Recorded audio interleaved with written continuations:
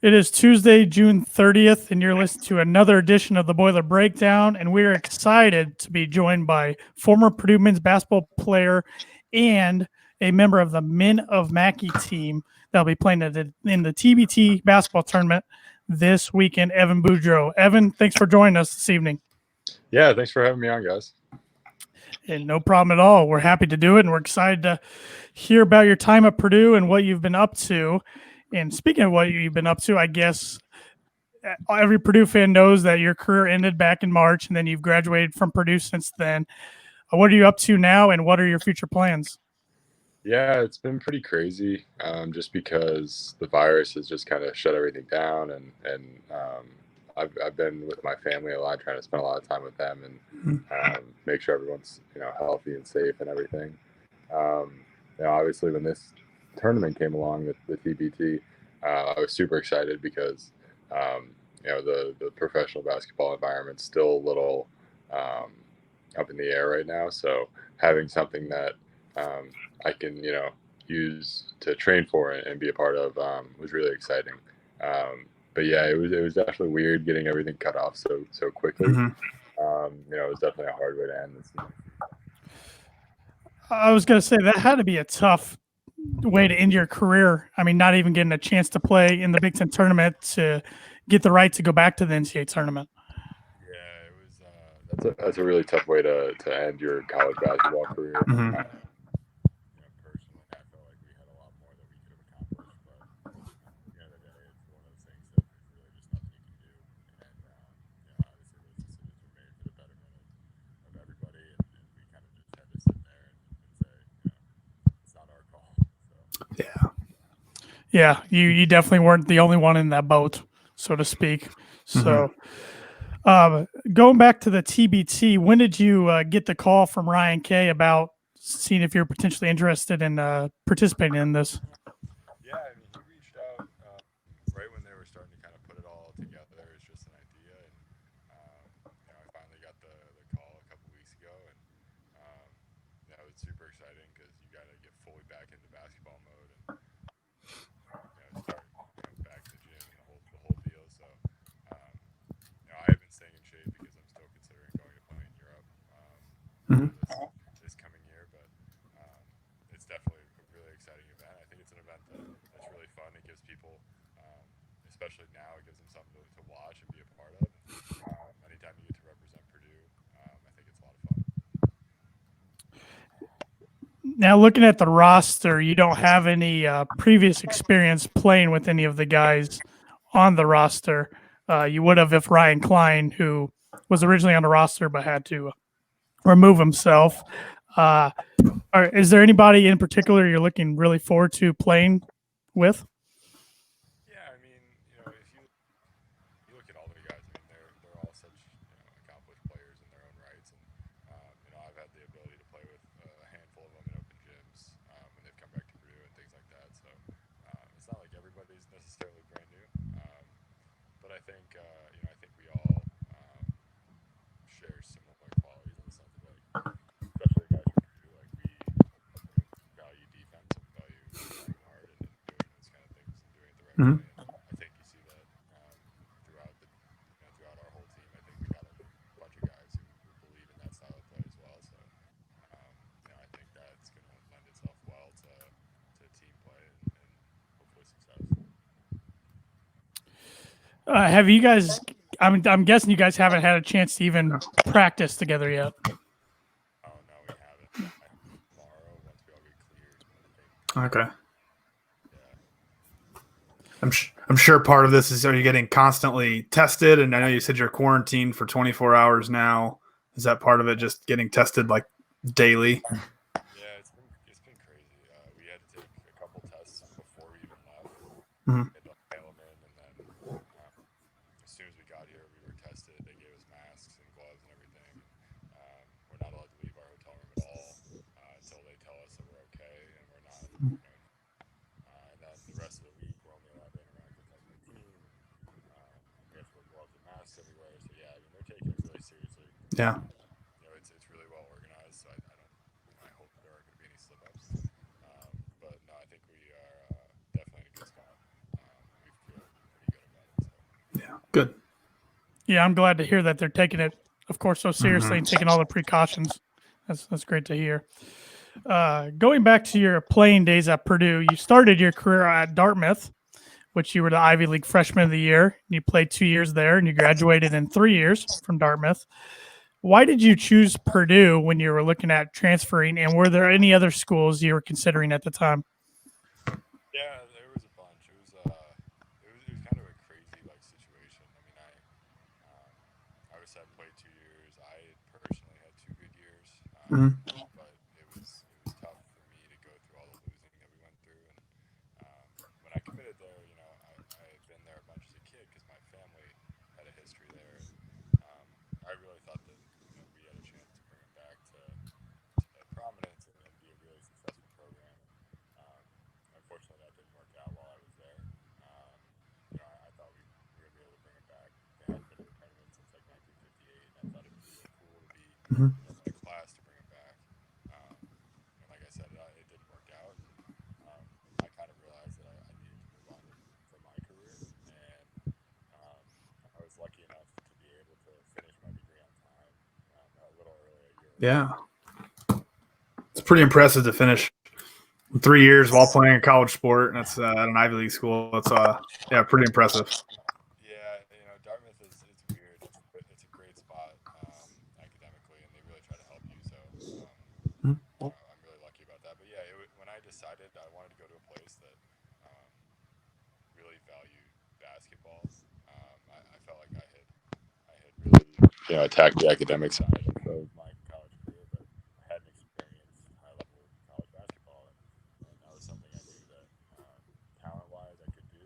I believed in myself, and so when I left, I had a bunch of programs reach out to me. I wound up taking only 3 visits, I think. I wound up going out to Colorado, and then I went to Xavier, obviously, and then I went to Purdue. So yeah, it was crazy. It all happened during the basketball season, so I actually got to like go and see games, which was kind of cool, and see the environments and stuff like that. One of the things that was nice about Purdue is they recruited me in high school, so I knew the coaching staff. I had been to Mackey. I knew a couple guys already, so and it was close to home too, because my parents live in Indy. So there were a lot of factors that wound up making it ultimately like the right decision for sure. And what was it like getting recruited by and playing for Matt Painter? Because a lot of stories I hear from players who went through the program always compliment him that he's just a no BS guy. He's straight up honest, tells you the truth, doesn't sugarcoat it throughout the whole process. Yeah, accurate. Guys who come through the program, you're definitely gonna hear the truth. Like I would say, like you're not always gonna like it, but ultimately it is what you need, to become a better player. And for me, I kind of had an up and down 2 seasons at Purdue. Um, But at the same time, I felt like I grew and I became a much better basketball player and a much better person for going through some injuries and things like that. But yeah, Coach Painter, I mean, he's one of those dudes who's always gonna be honest. He's gonna be cracking jokes in the middle of practice.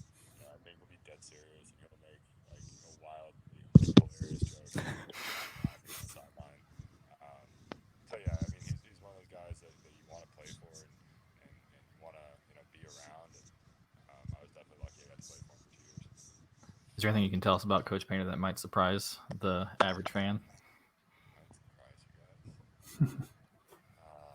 I don't know. That's a good question. Nothing that's going to get you in trouble with Coach Painter. Yeah, I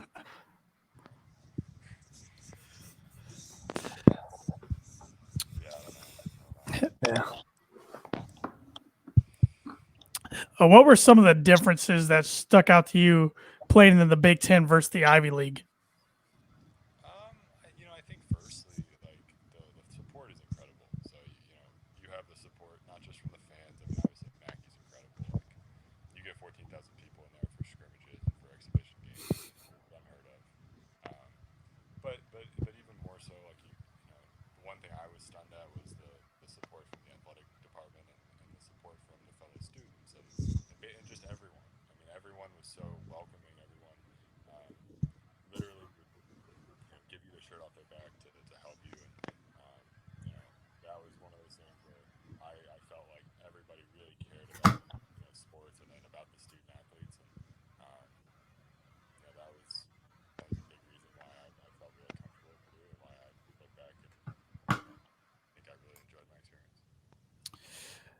Looking back at your time at Purdue, what was your most memorable win? That's a good question. I mean, Tennessee was pretty. That's what I was thinking. You. That one. Full wins. Yeah, I mean, I don't know how you really beat that. It's just one of those, you'll kind of remember forever. Glad they called the foul.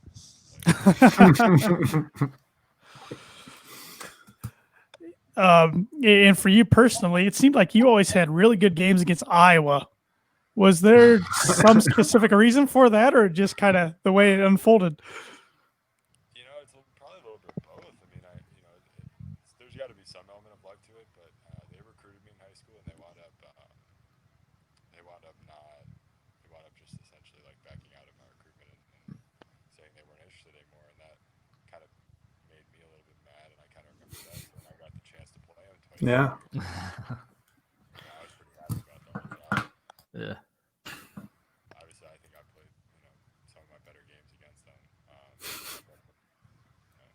Added a little bit of motivation for sure. And another highlight I remember this past season was the home game against Michigan State. You just were ripping 3 after 3, and just to look at Coach Tom Izzo's face, he just shaking his head in disbelief. Yeah, that was super fun for me personally too. That was kind of the game where I kind of started to establish my role a little bit. So for me, that meant a lot to see a couple shots go down, and kind of gave me some confidence kind of going into the second half of the year. But yeah, it was funny because I remember he was pissed because I'm sure I wasn't even on the scouting report. Even worried about me, and he was. I think they went out and they lost to Indiana like a week later, or a couple days later. Yeah. Again at the press conference, just because he was still so mad about it. So I think that was showed that a little bit too. Oh, that's great.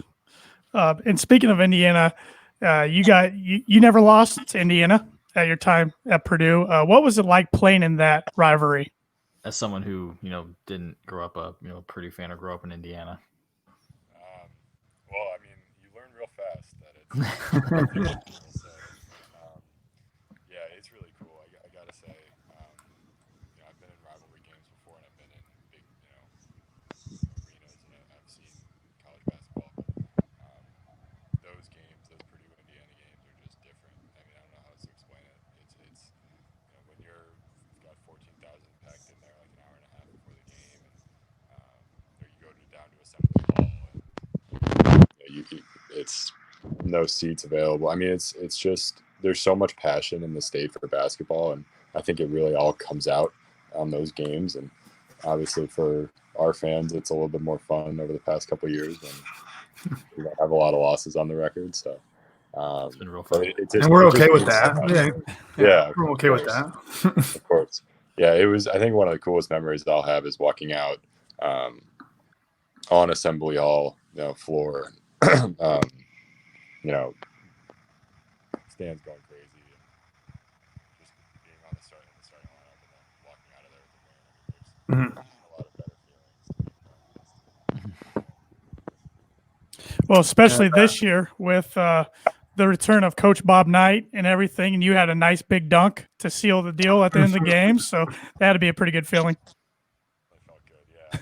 I mean, we knew what was going on, and we saw it as they're trying to bring out all the stops to get everybody riled up. Yep. So we were definitely really happy to walk out of there that day. Yeah. That was a fun game to watch. I mean, yeah, like you said, it felt like they were pulling out all the stops, and in the end, it just didn't matter. We played so much better than they did. So, speaking of away environments, would you say Indiana was the toughest place to play? Indiana was tough. I think Michigan State is probably the tougher one, just because they have all their students really like on the floor. They're really on top of you. Yeah, I'd say probably them. I mean, Rutgers is difficult just because it's a really different arena. I mean, it's built differently, but they get when they were good. I mean, they get a rock. It was pretty nice to Rutgers. But yeah, I'd say Michigan State was probably the toughest. We played there my first year I was here. That was unfortunately the game I got hurt, but I just remember it was you couldn't even hear. I mean, you couldn't hear anything. it's fun too because it's another rivalry game for us, and Mhm. we get pumped up to go to their place and play. I mean, it's incredible. It's just so much fun. Outside of Mackey, I mean, if you call Mackey a favorite, what was some of your favorite places that you played in your college career? Yeah, I mean Mac, it doesn't get better than Mackey, but my first game in my college career, we played actually at Hall when I was at Dartmouth, and that actually was really cool. It's like a little like sports nerd. Like we walked in, and that's where the New Jersey Devils play, and they had the scouting report up, so I got to like see a scout. That's pretty cool. Kind of cool in my first college game. Yeah. And I mean, like the Yum Center, where we Mhm. played the Elite Eight. Yep. Our entire fan base is there, so Yeah. that was cool. Those are some of the ones that'll stick with me, I think. Who was the toughest player you ever faced in your college career?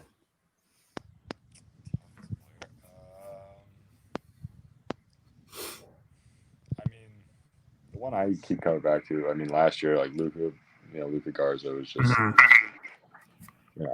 he had 26 on us when we played them at home, and we all look up at the scoreboard and we're like, that is the quietest 26 I've ever seen. We thought we had shut him down, and he didn't get anything, and he had 26 at the end of the night. I mean, he's just one of those players he runs every time. Uh-huh. Really hard, and he's really talented and skilled, so he's hard to stop. I mean, Cassius, Mhm. you got to bottle him up, or he's just going to eat you up all night. Yeah, probably those two. I mean, those two it's be hard for us to find a better 1-2.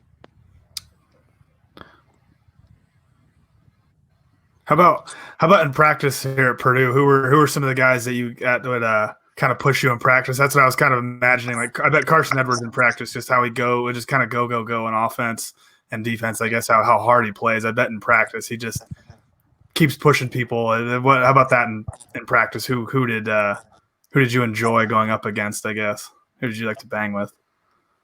Yeah, well, my first year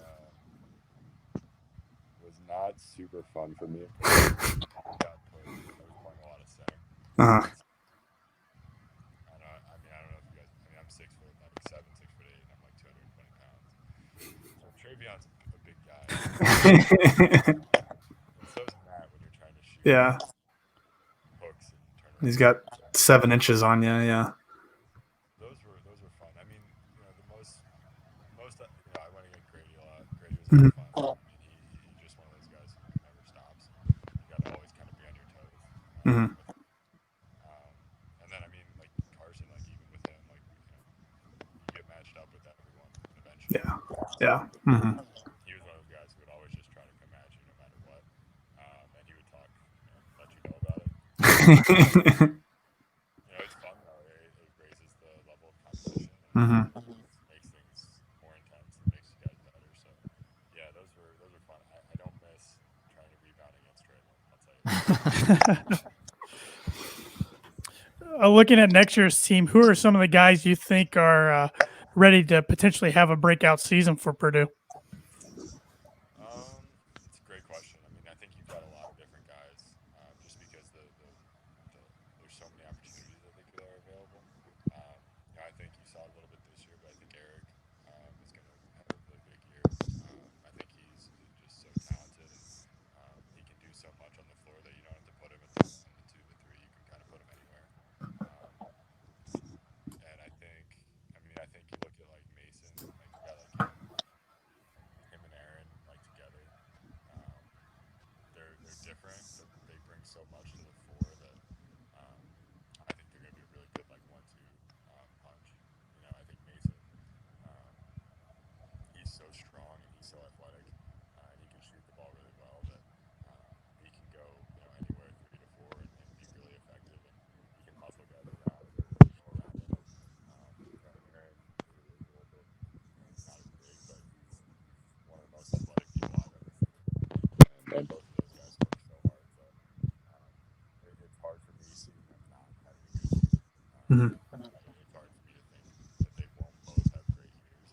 I think that position is so important in Purdue's offense and Purdue's defense that when we get big years out of those guys, I think it's going to be really good. was gonna say, kind of going back to the TBT. Have you talked with Coach Smith much leading up to this? Yeah, I mean, you trade like texts and things like that. It is just such a different environment, just because half our team Mhm. same stuff, which is funny. But half of us do, so it's gonna be interesting trying to fit all these pieces together. Yeah. Not only fit them together, but fit them together quickly in just a little amount of time. It'll be interesting to watch. But definitely looking forward to it at 7:00 on Sunday night, July 5th, ESPN2 against Heartfire. Looking at their team, have you had any previous experience playing against any of their roster? I haven't. No. A lot of those guys. I mean, I know of a couple of them. Isaiah Austin obviously had that great story. But no, you look at them and it's a bunch of guys who are professionals, and they're not going to be messing around. They're going to come out to play. Yes, it's definitely going to be a good challenge for you guys. And if you guys are happen to get by them, you will play a Boeheim's Army, which is, of course, made up of a bunch of former Syracuse players, and they're the third seed, so that'll be a good test for you too. Yeah. Got a few more questions here, and then we'll wrap it up. And we really appreciate your time. Most of these are not basketball related. All right. But looking at your bio on PurdueSports.com, it says you're a big golfer. Andrew and I are big golfers. Myself, Andrew played at Butler, like he said before we went on the air. And we noticed at the start of the season that some pro golfers gave you a shout out, including Rory McIroy, Ian Poulter, and Henrik Stenson. Mm-hmm. Can you kind of give us some backstory on that? Yeah, it's funny because, so basically, the backstory is pretty simple. So basically what happened was, a bunch of years ago, my dad got lucky. Okay, so he got the number 1 pick in the BMW Pro-Am. I want to say it might have been a Crooked Stick, actually. I forget where it was, but it might have been a Crooked Stick. And he got Rory. And so throughout the round, they hit it off and had a lot in common, and they wound up becoming pretty good friends. And we've gone to Ireland a couple times to go play in his Pro-Am and spend time over there and do that kind of thing. And then the other guys, it's a similar situation. Like, we got Henrik one year, and last year I was fortunate enough to go play, and we got Ian, and he wound up coming over to our house and going to dinner with us and spending a lot of time. And we've actually, cool. we talked to Ian a lot. They're all super nice guys. Ian's really big into racing and cars and stuff. That's kind of been one of my things over the past couple of years that got me really into. And they're all normal guys. I mean, I think they're normal dudes, and people don't realize that, but they're really easy to talk to and connect with. They want to, they're just normal. They're normal guys. So we got connected with them through Pro-Ams and things like that. But wound up kind of building relationships and friendships, and up with their foundations. And we asked. I mean, Rory's been doing this for me since I was a freshman in high school, which I'm sure everyone was like, "Who the hell is this kid at Dartmouth?" Shout outs. But these guys, we got them, and I think we got Billie Jean King too, which actually, that was the one that got all the coaches all spun up. They were all like, how do you know him? And that was cool because that was my mom. My mom got an award, Billie Jean King, so that was really cool, and they're friends. Very cool. But yeah, it's one of those things where it shows up on media outlets now, and people start picking it up, and I think it's fun. It makes me happy. I like it. I mean, it's cool to see. It's cool to have those guys in a circle, And that's cool that they care, and that you two have that relationship and that friendship. And I know, you talk about Poulter, how he's just a normal guy. And that's what I've always kind of thought. Man, he's a Ryder Cup killer for the U.S. And I did read an article. I remember a few years ago of a PGA Tour player had that. They chartered a plane together or something like that, and he was a little nervous. And then they had that story with Poulter, and he's like, "Oh," and then now at every tournament we always ask each other about families, and that was Yeah, I mean, the takeaway. Yeah, he used to be like a golf pro. I mean, he was a normal guy, giving lessons and so yeah, those guys, they haven't changed. I mean, they're good dudes. Really, really nice to just be around. Cool, that's awesome. What's your favorite golf course you've played at? My favorite golf course? Yeah.